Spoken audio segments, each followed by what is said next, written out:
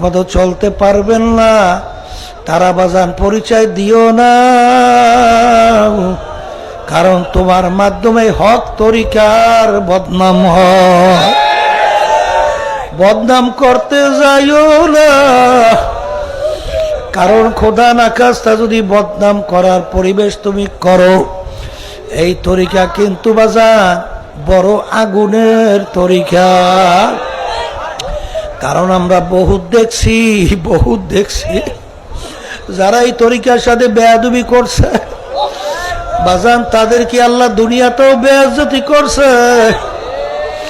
আর যদি ঠিক মতো ঈমান সহকারে না যাইতে পারো, আখিরাতেও বেয়াজ্জতি কিয়ামতের ময়দানে হবা। এই জন্য আদব, আল আমরু ফাওকাল আদাব, আদবের ভিতরে সবচেয়ে বড় আদব হইল কথা মানা। বাজারে এত বুঝতে যাইও না, এত চালাক হইও না। আদমুদা মাকলে দুরান্দিশের বাদাজি দেওয়ানা সাজাম খেসের। আরে বুদ্ধি আল্লাহ এবং আল্লাহর রসুলের হাতে সুপর্দ করলাম, এরপর আল্লাহ এবং আল্লাহর রসুলের পাগল হইয়া যাও। আর আল্লাহর হাবিবের আরে আল্লাহ সাগরেত মানে নায়েবে রসুল হক্কানি ওলামায়ে কেরাম বাজান, এই মুরব্বীদের কাছে নিজের অস্তিত্বকে বিলীন মানে নিজের সব কিছু সুপর্দ কইরা দিয়া, যেই রকম কোরআন এবং হাদিস অনুযায়ী যতক্ষণ বলবে ততক্ষণ নিয়ম অনুযায়ী চলতে থাকেন।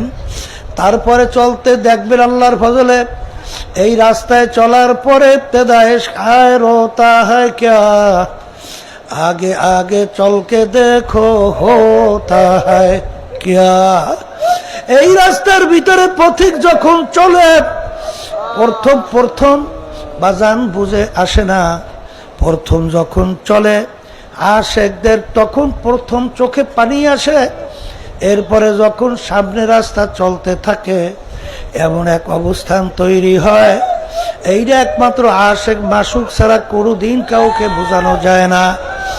এই জন্য এই তরিকার নেয়ামত পাওয়ার জন্য আমার বাজানদেরকে বলবো, বাজান খবরদার, আল্লাহ যখন তরিকায় নিয়ে আসছে, আমার মালিক বড় দয়ার বড় মায়ার।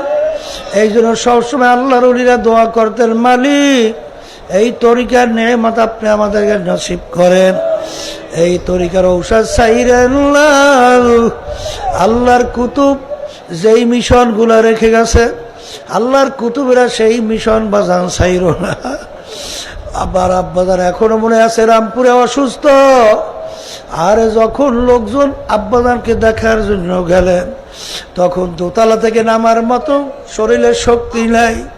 ধৈরা যখন নামাইলে নাইমা বলতেছেন, বাবা তোমাদেরকে আমি ওসিয়াত কইরা গেলাম, নসিহাত করতেছি এই সাইর মিশন সাইরো না, আঁকড়াইয়া ধরো। কারণ যদি ধরতে পারো আল্লাহর ফজল করমে শয়তান এবং নফস তোমাদেরকে গুমরাহ করতে পারবে না, বেপথে নিতে পারবে না। আমার দাদাজান বলতেন, বাজার ঠিক মতো ঔষধ যদি পালন করতে পারো, আল্লাহর রহমতে ভরসা করে বলতে পারি, শয়তান এবং নফস আমারাও তোমাকে গুনার ভিতরে লিপ্ত করতে আল্লাহর ফজলে পারবে না। ঠিক এই পথের প্রতীক ছাড়া বোঝানো যায় না। কিন্তু বাজার দুনিয়ার যে কোনো কাজের ভিতরে সময় তারিখ নির্ধারণ থাকে, আর এ মৌতের কোনো সময় নাই, কোনো তারিখও নাই, কোনো নির্ধারিতও নাই। কখন কোন সময় রওনা করব, কি নিয়ে বাড়িতে যাব, কি পুঁজি নিয়ে মালিকের দরবারে হাজিরা দেব। আম্মা মান সাকুলাত মাওয়াজিনুহু ফাহুয়া ফি ঈশাতির রাদিয়া ওয়া আম্মা মান খাফফাত মাওয়াজিনুহু ফাউম্মুহু হাওিয়া ওয়া মা আদরাকা মা হিয়া নারুন হামিয়া। কিয়ামতের ময়দানে যখন আমলনামা দাঁড়ি পাল্লা দিয়ে ওজন নেবে, আমার কোন পাল্লা ভারী হবে? নেকের পাল্লা ভারী না গুনার পাল্লা ভারী? কিয়ামতের ময়দান যখন আমল নামা হাতের ভিতরে আমার মালিক দেবেন, কোন হাতে আমল নামা পড়বে? যদি ডান হাতে পড়ে আল্লাহর ফজলে কামিয়াব, আর যদি খোদা না খাস্তা বাম হাতে পড়ে ধ্বংস। এই জন্য নেক বাড়াও বাজান।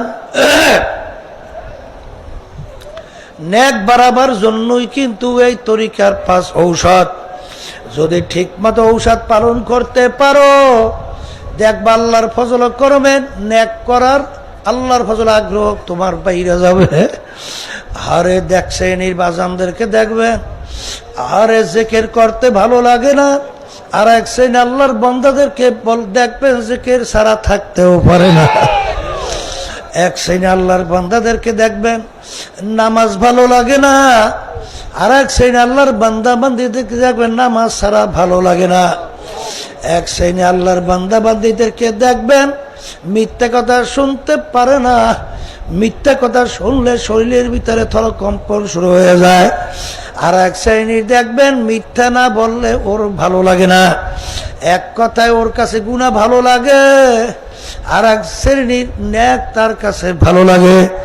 এইটা ভালো কখন লাগে বাজান? এই তরিকার ঔষধ পালন করলে আল্লাহর ফজলে বসতে পারবা।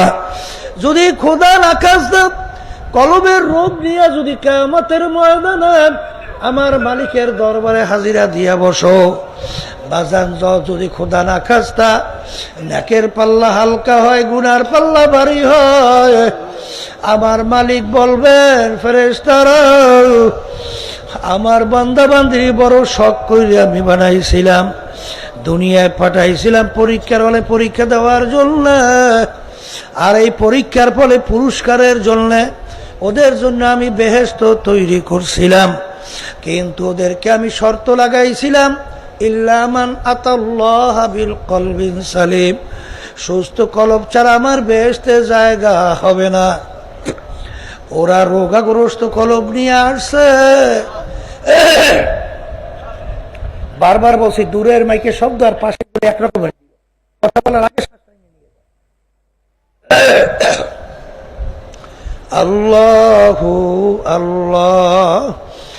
আরে যখন নাকি আল্লাহ রাব্বুল আলামিন ফেরেশতাদেরকে বলবেন এ ফেরেশতারা ফাগুল্লুহু, ওদেরকে বান্ধ, আরে এই রোগের চিকিৎসার জন্য আমি হসপিটাল বানায় রাখলাম জাহান্নাম। আল্লাহ আপনি আমাকে আমাদের সবাইকে মাফ কইরা দিয়েন। আরে যারা এক ওয়াক্ত নামাজ ফরজ পড়বে বলতে বলতে অন্য ওয়াক্ত আইসা যায়, যদি অন্য ওয়াক্ত নিয়ে কাজা কইরা পড়ো, পর্দার আড়ালের মা বোনের অনেকের নামাজের ভিতরে অনীহা, অনেক সময় দেখা যায় এক ওয়াক্তের নামাজ নিয়ে অন্য ওয়াক্তে পৌঁছাইয়া দেয়। এই পর্বে পর্বে পর্বে পর্বে ঠিক মতো পড়ে না, অনেকে তো ঠিক মতো নামাজই পড়ে না। এক ওয়াক্ত নামাজ পড়বে পড়বে বলতে বলতে অন্য ওয়াক্ত যখন আইসা যায়, এই অপরাধের জন্য